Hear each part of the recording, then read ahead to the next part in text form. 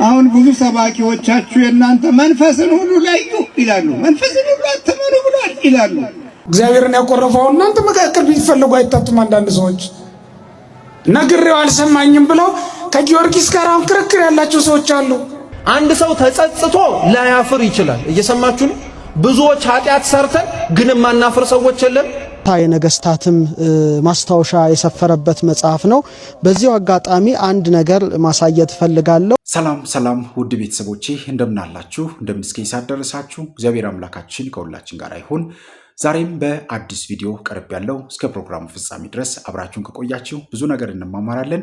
ለዚህ ቤት ለዚህ ቻናል አዲስ ሆናችሁ ቻናሉን ሰብስክራይብ አድርጉ፣ ቪዲዮ ላይክ እና ሼር እያደረጋችሁ ጀምሩ።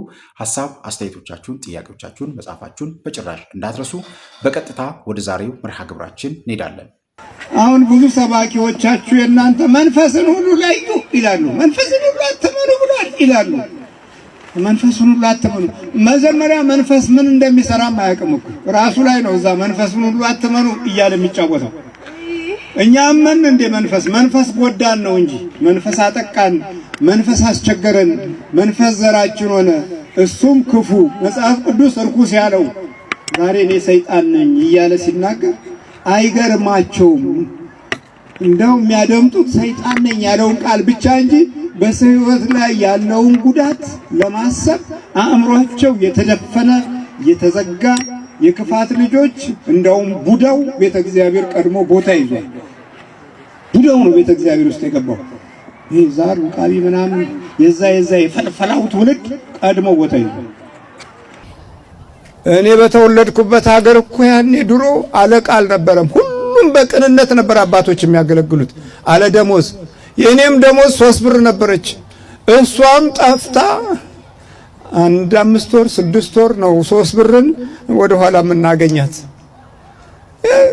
ከዛ ይረሳል ደሞዙም አገልግሎት ብቻ ነው። እንዲህ ባለ ሁኔታ ውስጥ ተኖሮ ዛሬ ቤተክርስቲያንን ልክ እንደ አንድ የግል ሀብት አርገው ውጥር አርገው ይዘው አይድረስብን የሚሉ ያጋንንት ልጆች ቤተ እግዚአብሔር ላይ ይቀልዳሉ። ስቃያችን እንደዚህ ነው። ስንት ዘመን ቁጭ አልክ? ወደ 35። ስንት ዘመን አስቀደስክ? በእድሜዋን ሁሉ ነው። ታስቀድሳለህ? አዎ ከሷ ጋር እገባለሁ። አንዳንዴ ሙጭ ጥብቃለሁ። ቤተክርስቲያን ውስጥ የምትገባበት ጊዜ አለ? አንዳንዴ እገባለሁ። ለምንድን ነው የምትገባው? እንዲሁ ላሳስታት። እንቅልፍ ነው? ለመደበት ነው? ለመጣላት ነው? ለጭቅጭቅ ነው? ለእንቅልፍ ነው። አንዳንድ ጊዜ አይኗን ሁሉ ሸፍነዋል። ቤተ መቅደስ ቤተ ክርስቲያን ስገባ? አዎ። ለምን? በቃ እንደዛ ነው የማደርገው። ስትጸልይም አንዳንድ ጊዜ ግን እሷ ትሰግዳለች፣ ትጾማለች። ቤተ ክርስቲያን አትለይም። እሱ ነው ያቃጠለችኝ። ታዲያ እስከ ዛሬ ለምን አደፈጥክ? ከነገ ዛሬ አሸንፋታለሁ ብዬ ነበር። አሸንፋኛለች። ስንት ናችሁ? 5 ነን። 5 ናችሁ? 5 ነን። ስንት ዘመን ቁጭ አላችሁ? ወደ 32 33 ዓመት ይሆናል በግምት ከገባችሁ። አዎ። አንድ ቀንስ ቢሆን ከክፉ መንፈስ ጋር ማደር ቀላል ነው። ይሄንን ደግሞ መንጥሮ በእግዚአብሔር ኃይልና ክንድ ውስጥ በስሙ ኃይል አጋንንትን አውጡ በሚለው የተስፋው ቃል ማሸነፍስ ቀላል ነው። ሰው ለምን በደባል ኃይሉ ይገዛል? ቤተሰቦቿን ሁሉ ጨርሻለሁ። እናቷንም እህቶቿንም ሁሉ ጨርሻለሁ። ብቻዋን ናት። በአንድ መቁጠሪያ የምታጠቁት ዘር ማንዘርን ይጨርሳል። ይኸውላችሁ እኮ በአንድ መቁጠሪያ ዘልጠው እኔ እግዚአብሔር ልጅ ነኝ፣ ምንም እንኳን በዘሬ ብትመጣ እኔ በእግዚአብሔር አሸንፋለሁ። ጳውሎስ እኮ ያሸነፈው እስከ ሞት ድረስ ሄዶ ነው። እስከ ሞት ድረስ እንኳን አልለቀቀውም ነበረ። ምን ያህል እንደሆነ የመናፍስት ጉዳት ይሄ ነው። ቅድም እንደተማር ነው ዘር ለመሆን የሚያደርገው ትኩረት ትውልድን እንደዚህ የግፍ ትውልድ ለማፍራት ነው። ይሄ የሚንጋጋውና መረን የተለቀቀው ትውልድ እኮ ከመሰረታዊው የዚህ ከመናፍስቱ ጀርባ የእናትነትና የአባትነት ታሪካዊ ሁኔታ የሌለበት በእንጀራ ብቻ ያደገ ስለሆነ ሲጨክንም የዛን ያህል የሚጨክነው ከባድ ነው። ከብትን ዶሮን የሚገል ከብት የሚገል ሕፃናትን የሚጨፈጭፍ እንዲሁ ዝም ብሎ እኮ አይመጣም። የመጣው ከዚህ ከክፉ ዓለም ውስጥ ከክፉ የተወለደ ነው። በል ተዘጋጅ። ቋጥ ነው ከሰውነቱ ልጆቿ ላይ ያለ አብረህ ተወልደሃል። ልጅ የለም። ልጅ የላትም። ለምን ስጃታለሁ? እንዳትወልድ አይምሯን ይዤዋለሁ። እንዳትወልድ ከልክያታለሁ። የትኛው ነው ከልካዩ? አንተ ማን ነህ? ጠቋር ነኝ። ጠቋር ነህ? ምቀኛው ጠቋር።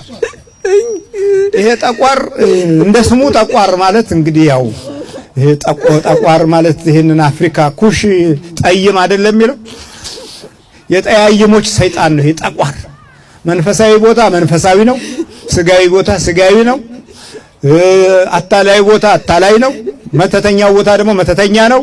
ራሱ ስልቱን የሚለዋውጥ መንፈስ ነው። ተዘጋጅ። ከሰውነት ወጣ በኢየሱስ ክርስቶስ ስም፣ በወላዲተ አምላክ ስም፣ በቅዱስ ሚካኤል ስም፣ በናዝሬቱ በኢየሱስ ክርስቶስ ስም ሲኦል ታስረናል። ሁለተኛ አጠገቧ አንደርስባት። ምን ቅር ብሎ ነው? በቃኝ፣ አቃጥለኛለች። በቅዱስ ቁርባን አቃጥላለች። አዎ ቅዱስ ቁርባን ተቀብላለች። አቃጥላኛለች። በተከተልኳት ቁጥር አትከተለኝ አንተ ክፉ መንፈስ፣ ታስረሃል፣ ታስሬያለሁ ብላኛለች። እሺ ብል ተዘጋጅ። በኢየሱስ ክርስቶስ ስም ሁላችንም ሲኦል ታስረናል። ተመስራጭ ነው። እግዚአብሔር ይገስጽ።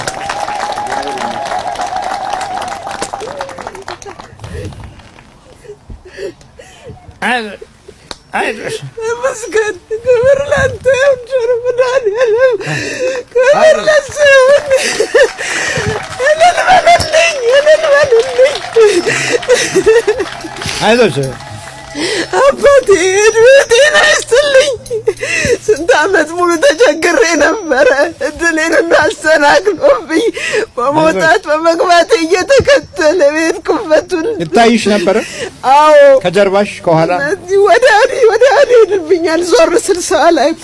በኢየሱስ ክርስቶስ ስም አግዣለሁ። ታስረሃል አንተ ክፉ መንፈስ። እኔ አንተን አላምንም፣ ካሁን በኋላ አላቅም አንተን እለዋለሁ። አዎ ሁሉ ይጠፋብኛል። አይኔ ላይ ሁሉ ይመጣብኛል። አዎ ውልብታ ይበዛል። አዎ እንዲህ ጥቁር ነጠብጣብ ነገር ነው የሚታየኝ። ዞር ስል ብልጭልጭልና ይጠፋብኛል። ጠቋር ስራ እንዲህ ነው። ይሄ እንዲህ አይነት ምልክቶች አሉት። እግዚአብሔር ይመስገን። በርቺ በርቺ ምስጋና ይግባው። በርቺ። እግዚአብሔርን ያቆረፈው እናንተ መካከል ቢፈልጉ አይታጡም። አንዳንድ ሰዎች ነግሬው አልሰማኝም ብለው ከጊዮርጊስ ጋር አሁን ክርክር ያላቸው ሰዎች አሉ። ግን እግዚአብሔር ሌላ ስጦታ የለውም። የታመመ መፈወስ ብቻ ነው ስጦታው። ግን እግዚአብሔር የጠራችሁት ቀን መድረስ ብቻ ነው ግዴታው። ግን በእውነት እግዚአብሔር እናንተ ያሰባችኋትን ነገር ብቻ ነው ያለችው። ሌላ እናንተ ካሰባችሁት ውጭ እናንተ ከምታስቡት በላይ ጸጋ የለውም ማለት ነው። እናንተ ልጅ ነው የለመናችሁት፣ እናንተ ሀብት ነው የለመናችሁት፣ እናንተ እድሜ ነው የለመናችሁት፣ እናንተ እናትና አባቶቻችሁን የሆነ ደረጃ ላይ እስክትደርሱ ድረስ እንዲያቆይላችሁ ነው የለመናችሁት። ግን ያን አላደረግም። ግን እግዚአብሔር ከዚያ በላይ እናንተ ካሰባችሁት ሌላ ለእናንተ ያዘጋጃት መልካም ነገር የለችሁ። እንደነዚህ ሴቶች ማሰብ እንዴት መልካም ነው! የእግዚአብሔር ወገን የሆነ ሁሉ እንደ እግዚአብሔር ፈቃድ ነው የሚኖረው እና ነገርን ሁሉ ለእግዚአብሔር ይሰጣል እንጂ አይወስንም። የምትወደው ታሟል ብለው ነግረውት ዝም አሉ። ጌታ ግን ዘገየ። በኋላ መጣ ከሞተ በኋላ። አሁንማ ምን ያደርጋል አላሉም። ወጣ ተቀበለችው ይላል። ማርታ ወጣ ተቀበለችው። ማርያም ግን በዛው በቤት ውስጥ ነበረች። እንግዶችን ጥሎ መውጣት አይገባምና ብላ። እነዚህ ሴቶች እንዴት የተባረኩ ናቸው! የጎደለባቸው አንድ ሰው አለ። ቀላል ነገር አይደለም። ሰው ይሆናል የጎደለባችሁ። ምናልባትም ከሃይማኖት የወጡ እህቶች ወንድሞች ኖረውባቸው አዝናችሁ ይሆናል። ንገሩት ለእግዚአብሔር የምትወዳት ያቺ አገልጋይ ታማለች ብላችሁ። ከሰንበት ትምህርት ቤት አባላት አንዷ ወይም አንዱ ወጥቶ ወደ ሌላ ሲሄድ ይሄ ልጅ የሰንበት ተማሪ ነበር አይደል እንዴ? ምን ጊዜ ተለወጠ? ምን ጊዜ ማሊያ ቀየረ ብላችሁ አትሳቁበት። የምትወደው ታሟል ብላችሁ አመልክቱለት። ይህ ሰው እንዲህ ነበር አይደል? እኔን ወደ ቤተ ክርስቲያን የወሰደኝ ጸሎተኛ አይደል? እሱ ነበር አይደል? ምን ጊዜ ተለወጠ አትበሉ። ሰባኪ ነበር አይደል? አገልጋይ ዘማሪ ነበር አይደል እንዴ? ምን ጊዜ ሄዳ አትበሉ። ይልቁንም የምትወደው ታሟል በሉት። እግዚአብሔር መጥቶ እስኪመልሰው ድረስ መትጋት ማልቀስ ይገባል። ማርያም ማረታ በለቅሶ ተጠምደው ነው የቆዩት። መጣ የጎደለውን ሰው መልሶ ተካላቸው። እግዚአብሔር ለወገኖቹ ይህን ያደርጋል። ለወገኖቹ እግዚአብሔር የጠፋ ሰው ፈልጎ የሚያገኝ የሞተ ሰው መልሶ የሚያመጣ ከሆነ በእውነት ክርስቲያን እግዚአብሔር ወገኖቹ ብንሆን እንዴት መልካም በሆነ። ሁሉ ጊዜ እግዚአብሔር ወገን መሆን መልካም ነው። በችግራችን ጊዜ ሁሉ የሚደርስ ስለሆነ ነው ይሄን የምላችሁ። በቢታንያ የማርያምና የመርታ ብዙ ወገኖች ሊኖሯቸው ይችሉ ይሆናል። ግን አንዱም በዛ መጽሐፍ ውስጥ የነሱን ግዳጅ ሲፈጽምላቸው አልታየም። ከወገኖቻችሁ እግዚአብሔር ያደረገላችሁን ነገር ሊያደርግላችሁ የሚችል ማን ነው? ከወገኖቻችሁ ዓይን ሊሰራላችሁ የሚችል ሰው አለ እንዴ? ከወገኖቻችሁ እጅና እግር ሊያበጅላችሁ የሚችል ሰው አለ እንዴ? ከወገኖቻችሁ አንዱ ምናልባት እንደ እጅ እንደ እግር ሆኖ ለአንድ ቀን ለሁለት ቀን ሊያገለግላችሁ ይችል ይሆናል። ግን አንድ ቀን እግራችሁ ቢያዝ አንድ ቀን እጃችሁ ቢያዝ ፈቃዳችሁን ይፈጽም ዘንድ ይቻለዋልን? ደስታችሁን ይመልሳልን? አይደለም።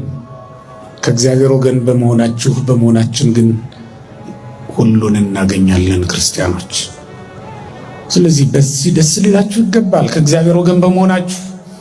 በዚህ ልትኮሩ ይገባል ከእግዚአብሔር ወገን በመሆናችሁ። በዚህ ልትጽናኑ ይገባል ከማን ወገን በመሆናችሁ? ከእግዚአብሔር ወገን በመሆናችሁ ልትጽናኑበት ልትደሰቱበት ይገባል። ሁሉም የተሟላ የሚሆነው ከእግዚአብሔር ወገን ስንሆን ስለሆነ ነው። ለእግዚአብሔር እኛ የተለየን ስንሆን እግዚአብሔርም ለእኛ የተለየ ይሆናል። እኛ እኮ ለእግዚአብሔር የተለየን፣ ምክንያቱም እንደ ሌላው ፍጥረቶቹ ብቻ አይደለንም፣ ልጆቹም ነን። በልጅነት መንፈስ ነው የለየን። ስለዚህ እግዚአብሔር አባታችንም ነው። ለሌሎቹ ዳረጎቱን ከፍ ያደረገ እንጀራውን ሲሰጥ ያያችሁት እንደሆነ ቀድሞ ለሌሎቹ ዳረጎት ሲሰጥ ያያችሁት እንደሆነ አትቅኑ። ምክንያቱም እናንተን ዝም ያላችሁ እናንተን ያለፋችሁ የሱ የሆነው ሁሉ እናንተ ስለሆነ ነው። አንዳንዴ አባት እንደዚህ ያደርግ የለ ለጎረቤት ያስቀድማል። ስጦታም ማንኛውንም ነገር ለጎረቤት ያስቀድማል። ከዛ በኋላ ለልጆቹ ይሰጣል። ለምንድን ነው ልጆቹን ረስቷቸው መሰላችሁ ወይም ጠልቷቸው አይደለም። የሱ የሆነው ሁሉ የነሱ እንደሆነ ስለሚያውቅ። ስለዚህ እግዚአብሔር በዚህ ምድር ካለው በረከት የነፈገን ለአሕዛብ ግን ያበዛላቸው ከመሰላችሁ ተውት። የኔ የሆነው ሁሉ ያንተ ነው እያለህ ነውና እኔማ በቤቱ ነው የምኖረው። በቤቱ መኖሬ ብቻ በቂ ነው። እነሱ እኮ መኖሪያ የላቸው። በዓለም ሲኖሩ ዋዕይ ይመታቸዋል፣ ቁር ያገኛቸዋል ብላችሁ አስቡላቸው። ቤት የሰራላቸው ለዚህ ነው ወገኖቼ። ግንብ የገነባላቸው ለዚህ ነው ለሌሎች። እናንተን ግን በቤቱ ስለሚያኖራችሁ ነው። ለተሻለ ነገር አቆይቷችሁ ነው ዝም ያላችሁ የመሰላችሁ ለዚያ ነው። ለእናንተ ግን በሰማይ የተጠበቀ ደስታ ስላላችሁ ነው። በምድር ደስታችሁን ያጎደለባችሁ ልጅ በመንሳት ሀብት በማጉደል እግዚአብሔር ደስታችሁን ያሳነሰው የመሰላችሁ በሰማይ የተጠበቀ ደስታ ስላላችሁ ነው። እንዲያውም በወንጌል ዛሬ የሚያዝኑ ምንድናቸው? ብፁዓን ናቸው መጽናናትን ያገኛሉና ብሎ የተናገረውም ስለእናንተ ነው። ስለወገን አንድ ሰው ተጸጽቶ ላያፍር ይችላል። እየሰማችሁ ነው። ብዙዎች ኃጢአት ሰርተን ግን ማናፍር ሰዎች የለን። ሰው ቢያየን ባያየን ምን እኔ ለራሴ ነው የምኖረው ምን አገባቸው ነገር የምንል ሰዎች የለን። መጸጸቱን እንጸጸተዋለን ግን ሀፍረት የለንም ማለት ነው። አንዳንዶቻችን ደግሞ ከሰው አይን ተሸሽገን ተደብቀን የምናደርጋቸው ነገሮችን ደግሞ ስንመለከት ማረጋችን ምንም ላይ መስለን ይችላል። ምን እኔ ብቻ ነኝ እንዴ ስንቱ ያረጋዋል እያልን ግን በአደባባይ አናረገውም ማለት ደግሞ እናፍራለን ግን ምን አናረግም ማለት ነው፣ አንጸጸትም ማለት ነው። ልዩነቱ ገብቷችኋል? ሁለቱም ግን በጣም ጠቃሚ ናቸው። በነገራችን ላይ ቅዱስ ዮሐንስ አፈወርቅ ምን ይላል? ጸጸት ሳይሰማቸው ሀፍረት የሚሰማቸው አሉ፣ ሀፍረት ተሰምቷቸው ጸጸት የማይሰማቸውም ሰዎችም ጭምር አሉ ይላል። ሁለቱም ግን ጠቃሚ ናቸው ይላል። ሰው ንስሐ ሲገባ ጸጸት ቢሰማው ጥሩ ነው። ጸጸቱ በራሱ በውስጡ የሚመላለስ እረፍት የሚነሳው ህሊናውን የማያሳርፈው ስለሆነ ህሊናውን ለማሳረፍ ሲል ጓዳ ፈልጎ ካህን ፈልጎ መናዘዙ አይቀርም ይላል። እየሰማችሁ ነው? ሁለተኛው ደግሞ ሀፍረት ነው። ሀፍረትም ጥሩ ነው ይላል። ሀፍረትን በጤናማው መንገድ ለተጠቀመው ከሰው መታየትን በሰውም ደግሞ ተመልክቶ መሸማቀቅን የሚያፍርና የሚሸማቀቅ ሰውም ደግሞ ጥሩ ነው፣ እሱም ለንስሐ ይመራዋል ይላል። ሰው አይቶኝ እንዲህ አፍራለሁ የምል ከሆነ በላይ በሰማያት ያለው እግዚአብሔርማ ቢያየኝ እንዴት አልሸማቀቅ ብሎ በማሰብ ይላል። ይህንን በአንድ ታሪክ አሁንም እንደግፈው እንዲረዳችሁ። አንዲት እናት ነበረች ይባላል እና ያቺ እናት ልጅ ትወልድና የወለደችው ልጇ ሰላም ይነሳታል። እየሰማችሁ ነው? ገዳም ካልገባው ብሎ ነው ሰላም የሚነሳት። መቼም ሰላም ነሳት ስላችሁ ያው የሚያስበው ብዙ ጭንቅላታችን የመበጥበጥ ነው። ግን የልጁ መበጥበጥ ገዳም ልግባ ብሎ ማሰብ። ካልገባው ይላታል። እናት አትገባም ትላለች። ልግባ አትገባም ብዙ ጊዜ ይዘልቃል።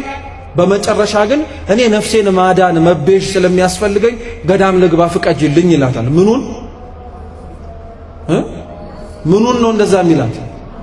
እስኪ እናቱን በሉ። እየሰማችሁ ነው? ግን እውነት እግዚአብሔር ከሁላችን ጋር ይሁን። ምኑን ነው እንደዛ የሚላት? እናቱን እንደዛ ይላታል። እና እናትየዋ ሳትወድ በግዷ መጨረሻ ላይ ትሸነፍና እንግዲያው ሲድ እሺ ትለዋለች። ገዳም ይገባል። ገዳም ከገባ በኋላ ሲመለከተው መነኮሳቱ ምኑን ይሄ ነው ገዳም አለና ገብቶ ነፍሴን ልቤዣት ነው ያለው ሰውዬ መተኛት ነው። ሲጸልዩ የተወሰነ ይጸልይና መተኛት ነው። ቦታው ጥሩ ስለሆነ ገዳም ስለሆነ መቼም ክፉ አይመጣም ብሎ ነው። እየሰማችሁ ነው? እንዲህ ያረገ ብዙ ዘመን ዘለቀ። መጨረሻ ላይ ያው ሞት መምጣቱ አይቀርም። እናትህ ሞተች ተብሎ ተነገረ። በጣም አዘነ። ወጥቶ አይቀብራት የት ገብቷል? ገዳም ገብቷል። ስለዚህ ያው እንግዲህ ገዳም ገብቻለሁ ሄጄ አልቀብራትም አለ። እንደው የሰውየውን ገዳም መግባት ግን ልብ ብላችሁ ሰምታችሁኛል። እንደው ገዳም ገባ የሚባል አይደለም ታሪኩ፣ ገዳም ገባ ስለሆነ ነው እንጂ ገዳም ገባው አልቀብራትም አለ። ሌሊት እያለቀሰ ተኛ። በቃ መቼም እናቴ እያለ ማለት ነው። ኋላ እግዚአብሔር በራእይ የፍርድ ወንበር ወይም የፍርድ ዙፋን ላይ እሱ ተቀምጦ የሚፈረድባቸው ነፍሳት ሰልፍ ይዘው አየ እና ያ ሰውዬ ሰልፍ ይዞ ነበር። ይሄ መነኩሴ ማለት ነው አብሮ ቆሟል። እና ቁሞ እዛ መነኩሴው ሲመለከት ሲኦል ከሚገቡት ጋር ነው የቆመው መነኩሴው። እየሰማችሁ ነው? ሲኦል ከሚገቡት ጋር ቆሟል። ከፊት ለፊቱ እናቱ ናት። እና እናቱም ተሰልፋ ፍርድ እየጠበቀች ዞር ስትል ልጇ ነው። እንዴ አንተ ምን ታረጋለህ እዚህ አለችው። እንዴ ነፍሴን ላድናት ነው ብለህ አይደል እንዴ ገዳም የገባኸው? እንደኛ ዓለም ላይ ከሚኖሩት ሰዎች መካከል ደግሞ አንተም እንደዚሁ ሊፈረድብህ መጣ አለችው። በጣም አፈረ፣ በጣም ደነገጠ። ምክንያቱም የገባው ከናቱ ተለይቶ ገዳም ልግባ ያለው ምን ላድን ብሎ ነው። ለነፍሱም አልረባም ይህ ሰውዬ። ኋላ በጣም ደነገጠ፣ ፈራ። አይ አምላኬ ፍጻሜ ይሄ ነው ሲል እግዚአብሔር ምን የሚል ድምፅ አሰማ? በስም ተመሳሳይ የሆነ ሌላ ገዳም ያለ መነኩሴ ነው እንጂ ይሄን አልፈልገውም፣ ሂድና መልሰዋል። እየሰማችሁ ነው? እንደው ቸርነቱን አይገርማችሁ? ሂድና አስገባዋል። እና ልክ ነፍሱ ተመልሶ ልክ ንቅት ሲል ለካ ያ ሁሉ ዘመን እናቱን እንደዛ ብሎ ገብቶ ያባከነው ተጸጸተ። አብዝቶ መጾም፣ አብዝቶ መጸለይ፣ ሰውነቱ ደግሞ ሌሎች መነኮሳት እያዩት ራሱ መጨነቅ ጀመሩ። አረ እንዴት ነው ይሄ? ትህርምትን አሳንሰው ልትሞት እኮ ነው አሉት። ምን እንዳለ ታውቃላችሁ? በራይ ቁጭ ብዬ ያየሁትን እኔ ነኝ የማውቀው። የእናቴን ፊት አይቼ ነፍስህን ብለህ ገብተህ እንዲሆንክ የሚለውን ተግሳጿን ሰምቼ አፍሬ ከፊቷ መቆም ከከበደኝ የወልደ እጓለ እመሕያው የአማኑኤልን ፊቱን አይቼማ እንዴት ለፍርድ ወንበር እቆማለሁ? ተዋት መልሱኝ አለ ይባላል። እየሰማችሁ ነው። ሀፍረት ይጠቅማል ማለት ነው። አያችሁ ከሰው ፊት አላስቆም ያለ ነገር ለካ እግዚአብሔርን ፊት እንዲህ አለ መቆም አለ ብሎ ሰው ወደ ንስሐው ሊመለስ ይችላል። ግልጽ ነው። እየገባችሁ ነው? ጥሩ። ስለዚህ ሰው በእንደዚህ አይነት መልኩ የሚሰማውን ጸጸት እና ሀፍረት የሆኑትን ስሜቶች ወደ ንስሐ ማምራት የሚችል ከሆነ ተስፋ መቁረጥን እያወጣ ወደ እግዚአብሔር መንፈስ ተጠግቶ መማር የሚፈልግ ከሆነ እግዚአብሔር አምላክ ይምረዋል። ጥሩ። ሁለተኛ ማወቅ ያለብን ነገር አንድ ሰው ኑዛዜ ሲናዘዝ ወይንም ደግሞ የሰራውን በደል ለካህን አባቶቻችሁ ሲናገር ብዙ መጠንቀቅ ያለበት ነገር አለ። ቅድም ብለናል 10ቱን ትእዛዛት፣ 6ቱን ሕግጋተ ወንጌል፣ 6ቱን ቃላተ ወንጌል። ከዛም ውጪ ህሊናችን ዳኛ ነው። ተጽፎ የማናገኛቸው ሕግጋት ቢኖሩም የነገስታትም ማስታወሻ የሰፈረበት መጽሐፍ ነው። በዚሁ አጋጣሚ አንድ ነገር ማሳየት ፈልጋለሁ። እዚህ ላይ የምናያቸው ነገሮች ጽሁፎች ናቸው። በጥንት ጊዜ በተለይ መቅድመ ወንጌል አንድ ሰው ሲማር እነዚህ ቅርጾች ለምሳሌ የተለያየ ግመል ቅርጽ አለ፣ ነጠብጣቡ ይተረጎማል፣ ማሰሬ የሚባል አለ፣ አላማ የሚባል አለ።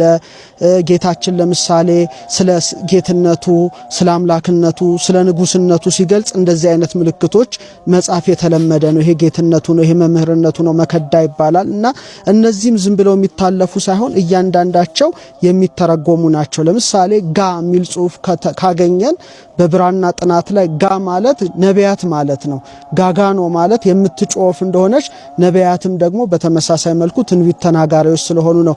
ወደ ጌ የምትል ጽሁፍ ከተጻፈ ደግሞ ባለጌ ማለት ያው እቴጌ እጨጌ ሲባል እቴጌይቱን እጨጌውን እንደሚያመለክት ሁሉ ሐዋርያት ጌትነታቸውን የሚያመለክት መምህርነታቸውን የሚያመለክት ነውና በጥንት ብራና ጥናት እነዚህ ሁሉ መታያቸው ጽሁፎች ናቸው ለማለት ነው። አሁን ብዙ ሰው ግዕዙ ብቻ ይመስለዋል እንጂ እነዚህ በሙሉ የሚተረጎሙ ናቸው።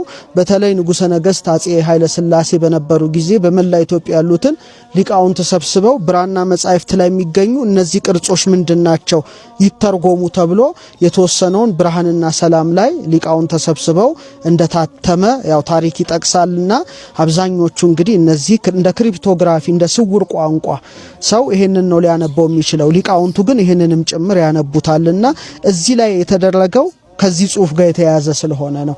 ለምሳሌ የግመል ጭንቅላት ካየህ ስለ በቀል ያወራል ማለት ነው። ግመል አምሮሮ የመታትን አትረሳውም። 5 ዓመት 6 ዓመት ጊዜ ጠብቃ ገደል ውስጥ እንደምትጥለ ሁሉ ስለ ቁጣ ስለ በቀል ሲገኝ የግመል ጭንቅላት ይደረጋል። እነዚህ ሁሉ ነጥቦች ይተረጎማሉ ለማለት ነው። በዚሁ አጋጣሚ እንግዲህ ብራናንም ዕውቀቱንም ለተመልካቾች ለማሳየት ነው። ይሄ እንግዲህ ሺዎች ዓመታትን ያስቆጠረ ብራና ስንመለከት እንግዲህ የተለያዩ የነገስታት ማስታወሻ ቅድም የገዳሙ አባት እያሳዩን ነበረ።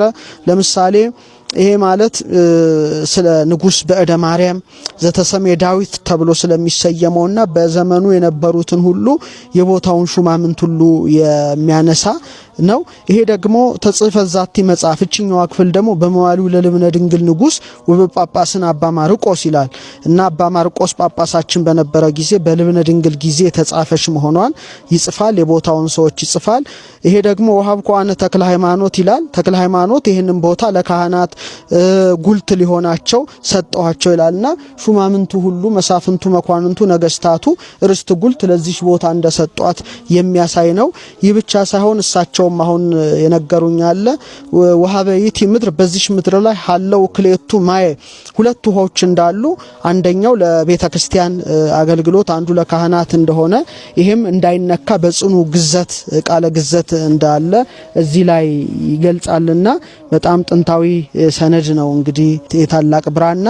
ስለዚህ ክቡራን ተመልካቾቻችን እንግዲህ እዚህ ጥንታዊት ታላቅ ገዳም ልብነ ድንግል ነገስታቱ ሁሉ ማስታወሻቸውን ያሰፈሩባት ቦታ እንደው መታችሁ ይሄን ታላቅ ታሪክ እንድታዩ ያው መልእክታችንንም እናስተላልፋለን። ይሄ ደግሞ ዛቲ ክልታት ዘተፈኖት ማህበ ንጉስን እስክንድር ይላል። ንጉስ እስክንድር የላካት መልእክት ነው። ይሄ እንግዲህ ስለ ቦታው ወተተክሉ ቀዲሙ በምድረ ጌሞ ቦታዎች እዚህ የተለያዩ ነገሮች የተሰሩ ስራዎችን በሙሉ የሚያሳይ ጽሁፍ ነውና ለታሪክ አጥኚዎች ለታሪክ ተመራማሪዎች በጣም የሚጠቅም ሺዎች ዓመታትን ያስቆጠረ ታላቅ የብራና መጽሐፍ ነው። በእጅጉ እናመሰግናለን። የዚህ ከበሩ የባህልና ቱሪዝም ነው ይሄን የቀየረው። ይሄ ቆዳ ነው። ቆዳን እናሳለን። የዚህ ከበር ቆዳ ከጎሽ ቆዳና ከጉማሬ ቆዳ የተሰራ መጽሐፍ ምስጢር የምታውቀው ጊዮርጊስ ዘጋስጫ ነው ጻፉት። አሁን ግን የእሳቸው መጽሐፍ አይደለም ነው። አባ ጊዮርጊስ ዘጋስጫ እዚህ ቤተክርስቲያንና አገልጋይ እንደነበሩ አባቶች ይናገራሉ። በባህልና ቱሪዝም የተጠንተው የዚህ እድሜ አልታወቀም። አባ ጊዮርጊስ ዘጋስጫ እድሜያቸው ይታወቃል። ይሄ ግን በሶስት ዳግ የተጻፈ መጽሐፍ ነው። መጽሐፍ ምስጢር ነው። እድሜ የማይታወቅ መጽሐፍ ነው። በባህልና ቱሪዝም ተጠንተው እድሜ አልታወቀም። ይሄ መጽሐፍ በደንብ እንዲጠበቅ በአደራ መልክ የተሰጠ ነው። ብራና ነው። ይሄ ቀለሞቹ ዋሻ ከግራኝ ዘመን በነዮዲስ ዘመን ይመጣሉ፣ ከሰሜን ወደዚህ ይመጣሉ ብሎ ሲጋት ስለነበራቸው ዋሻ ላይ ዋሻ ሲያዞሩ ገደል ለገደል ሲያዞሩ የተበላሸ ነው። ይሻግተ ነው። ትዕቢት እርሾ ነው። የማያቦካው ኃጢአት የለም። የማያቦካው ኃጢአት የለም። በስራ ቦታችሁ፣ በምትኖሩበት ቦታ፣ ከሰዎች ጋር በምትገናኙበት ቦታ የምትናገሩበትን መንገድ ምናምን ማስተዋል ጥሩ፣ መመልከት ጥሩ ነው። በመጽሐፍ ቅዱስ ይሄ ትዕቢት የፈሪሳውያን እርሾ ተብሎ ተጠርቷል። ከፈሪሳውያን እርሾ ተጠበቁ አለ ጌታችን። ሰዓት ስለሌለን ህይወታቸውን አንዘረዝሩም። ፈሪሳውያን ግን በትዕቢታቸው ነው የሚታወቁት። ገና ከሩቅ ሲመጡ በልብሳቸው ፈሪሳውያን እንደሆኑ ይለያሉ። እንዲለዩ አድርገው ነው የሚለብሱት። ሰዎች መንገድ ይለቁላቸዋል። አባ አባ መምህር መምህር ይሏቸዋል። ለዛ ነው ጌታችን አባት መባልን መምህር መባልን አትፈልጉም መምህር እንዳትባሉ ብሎ የተናገረ። አባ አባ መምህር መምህር መባልን ይፈልጋሉ። ሲጸልዩ በአደባባይ ቆመው ነው የሚጸልዩት። አቤት የሱ ጸሎት እንዲባሉ ማለት ነው። ጌታችን ሲወቅሳቸው በውስጡ ክፋት ቅሚያና ተንኮል ሞልቶ ሳለ የወጭቱን የጽዋውን ውጭውን ስለምታጠሩ ወየውላችኋል። ወጭት ማለት ድስት ነው። ውስጡ ክፋት ቆሻሻ ሽታ ሞልቶ ሳለ ክድና አድርጋችሁ ውጭውን ስለምታጥቡ ንጹህ ስለምታስመስሉ ወየውላችሁ። ግብዝነት ማለት ይሄ ነው። በሌላቸው ክብር ነው የሚከበሩት። ትንኝ ስለምታጠሩ ግመል ስለምትውጡ ወየውላችሁ አለ ጌታችን። ትንኝ የምታክሏን ጥቃቅኗን ነገር ስለምታጠሩ ግመል የሚያክለውን ዋናውን ቁም ነገር ስለምዘነጉ ወየውላችሁ። ይሄንንም አትተው፣ የምታደርጉትን ጥቃቅን ነገር አትተው። ማቴዎስ 23 ላይ ትላልቁንም ያንንም ነገር ግን አድርጉ አላችሁ። ይሄንንም አትተው፣ ያንንም አድርጉ። መልካችንን ማሳመር ላይ ብቻ ሆኗል ኑሯችን። ነጠላችንን ማሳመር ላይ ብቻ። ውስጣችን ክፋት ቅሚያ ተሞልቷል። ውጫችን ግን ያምራል፣ በጎ ይመስላል። ይሄ የትዕቢት ውጤት ነው። የትዕቢት ውጤት ንስሐ ማንገባው ትዕቢተኞች ስለሆነ ነው፣ ሌላ ለምንም አይደለም። ማንቆርበው ትዕቢተኞች ስለሆነ ነው፣ ሌላ ለምንም አይደለም። ስለዚህ ምን ይሻላል? ምን ይሻላል? አሁን አነሳን ወደ 7 ወደ 8 ፍትወታትን ተመለከተ። እናስታውሳቸው አንዴ። መጀመሪያ ከምን ጀመርን? ሆዳምነት አይደለ? ከዛም ይቀርማል ሆዳምነት አለን። ከዛስ ስለማላስታውስ ስስታምነት፣ ንፉግነት፣ እሺ ሌላስ? ቁጣ፣ ዝሙት፣ ስንት ሞላ? እሺ ዛሬ ያነሳናቸውስ ተስፋ መቁረጥ፣ ግብዝነት፣ ትዕቢት፣ ወደ 8 ጉዳዮች አነሳን ማለት ነው። አሁን እነዚህን ፍትወታት ለማሸነፍ ከነዚህ ነፃ ለመውጣት የተቀመጠ አጭር ፎርሙላ የለም። በቃ እቺ ካረክ በቃ ትገላገል የሚባል ነገር የለም። ክርስትና የህይወት የሩጫ ኑሮ ትግል ነው። መፍትሄው መታገል ነው። በእያንዳንዱ ትምህርት ላይ እንዳነሳነው ለእያንዳንዳቸው ችግሮች ለእያንዳንዳቸው ኃጢያቶች ማሸነፊያ የሆነ ተቃራኒ የሆነ ምግባር አለ። ያንን ምግባር በመለማመድ በመውደቅ በመነሳት ነው ልናሸንፋቸው የምንችል፣ በልምምድ ማለት ነው። ከሁሉም በላይ ግን ማሸነፊያ መንገዶች ሚስጥራት ቤተክርስቲያን ናቸው። ክርስቲያኖች ይሄንን ነግሬያቸው አበቃለሁ። በራሳችን አቅም ልናሸንፋቸው የማንችላቸው ብዙ ነገሮች አሉ። ሰው ረድቶን ሰው አግዞን የምናሸንፋቸውን የሰውን እርዳታ እንጠይቀበታለን ራሳችንን ዝቅ አድርገን። ግን የትኛውንም ፍትወት የትኛውንም ኃጢያት ያለ እግዚአብሔር ድጋፍ በራሳችን ማሸነፍ አንችልም። ይሄንን አምናችሁ ተቀበሉ። ኃጢያትን ካሸነፍን በኋላ አይደለም ወደ እግዚአብሔር አምላክ የምንመጣው፣ ኃጢያትን ለማሸነፍ ነው። ሸክማችንን ካራገፍን አይደለም ወደሱ የምንመጣው፣ ሸክማችንን ለማራገፍ ነው። ያለ ንስሐ ያለ ቅዱስ ቁርባን የምናሸንፈው ኃጢያት የለም። የሰራነውን ኃጢአት የወደቅንበትን ጉድጓድ የገባንበትን ማጥ በንስሐ ጥብ እናደርገውና ምናልባት ነገ መልሰን ልንወርቅበትም ሊሆን እንደሚችል እኮ እያወቅን ነገ ልንበድል እንደምንችል እያወቅንም ንስሐ ገብተን ስጋው ደግሞ እንቀበልና አስችለኝ አግዘኝ እንለዋለን። ስንቆርብ ስጋው ከስጋችን ደሙ ከደማችን ተዋህዶ አካል ስንሆን እየታገልን ያለነው በእኛ ጡንቻ፣ በእኛ ትግል፣ በእኛ ጉልበት ብቻ አይደለም፣ በእግዚአብሔር ኃይል ጭምር። ያን ጊዜ አሸናፊዎች እንሆናለን። እግዚአብሔር እንዲወድ የምትፈልግ ከሆነ ይላል አንድ ቅዱስ፣ እግዚአብሔር እንዲወድ የምትፈልግ ከሆነ ቶሎ ቶሎ ቁረብ። እግዚአብሔር እንዲወድ የምትፈልግ ከሆነ ቶሎ ቶሎ ቁረብ። አይገባኝም በማለት እግዚአብሔር እንዲወድ ማድረግ አትችልም። ከምስጢራተ ቤተክርስቲያን ተለይተን እነዚህን ፍትወታት ማሸነፍ አንችልም። በመጨረሻም እንግዲህ ውድ ቤተሰቦቼ በዛሬው ቆይታችን በዛሬው ትምህርቶቻችን እነዚህንና መሰል ጉዳዮችን ለመዳሰስ ለማየት ሞክረናል። በቀጣይም እንደዚሁ የሚያነቁ የሚያበረታቱ መንፈሳዊነታችንን ከፍ የሚያደርጉ ትምህርቶችን ቪዲዮዎችን ይዤላችሁ እስከምንገናኝ ድረስ የቅዱሳን አምላክ ከሁላችን ጋር ይሁን። በሀገር ውስጥም ከሀገር ውጭም ያላችሁ ኢትዮጵያውያን ኤርትራውያን ቤተሰቦቼ ሰላም እግዚአብሔር ከሁላችሁ ጋር ይሁን እላለሁኝ። እንበርታ፣ እንጠንክር። ይህንን ቪዲዮ ለብዙ ሰዎች ተደራሽ እንዲሆን ሼር፣ ላይክ ማድረጋችሁን እንዳትረሱ። ሀሳብ፣ አስተያየት፣ ጥያቄ መጻፋችሁን እንዳትረሱ። ቢያንስ እንኳን ቪዲዮን ማየት ባይመቻችሁ ባትችሉ እንኳን ቪዲዮን ላይክ ማድረጋችሁን እንዳትረሱ። ምክንያቱም ይህንን ማድረግ ለብዙ ሰዎች ቪዲዮ እንዲደርስ ያግዛል፣ ይረዳል እና ሁላችሁም እንደዛ ማድረጋችሁን እንዳትረሱ። በያለንበት ሁሉ እግዚአብሔር አምላካችን ሁላችንንም ያግዘን፣ ያበርታን፣ ኃይል ጉልበት ይሁነን እላለሁኝ። እግዚአብሔር አምላካችን ሁላችንንም ያበርታን፣ ይቆየን። አሜን።